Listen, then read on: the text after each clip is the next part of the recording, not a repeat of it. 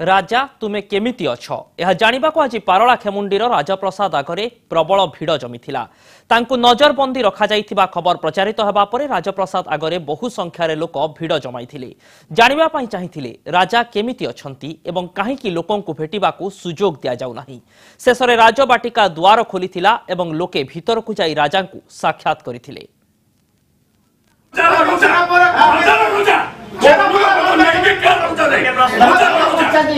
पारलाखेमुंडी राजप्रसाद भितर दृश्य महाराजा गोपीनाथ गजपति चारिआडे घेरी जाइछन्ति स्थानीय लोक एबे जानिबाकू दाबी करुछन्ति काहेकि तांकू एकुटिया प्रासाद भितरे बंद करी रखा जाइछि एवं तांकर कोन चिकित्सा कर जाउछि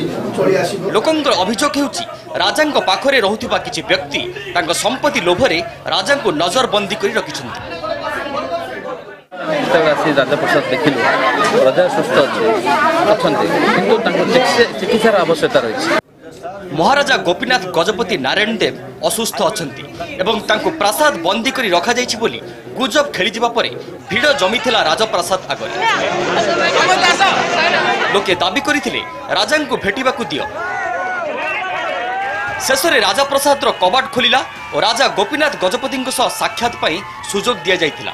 देखिबाकू मिलिला 76 वर्षीय राजा गोपीनाथ गजपति सुस्थ देखा जाउछन्ती किंतु स्पष्ट भाव में कथा कहि पारु नाहंती। आपण केते दिन ला कथा कहि पारु नाहंती वर्ष वर्ष पर प्रथम थर पे से माने देखिले राजा भल अछन्ती शारीरिक भाव से भल अछन्ती मानसिक भाव से किछि कहि पारु नाहंती किंतु सेतिकी देखि लोक खुशी।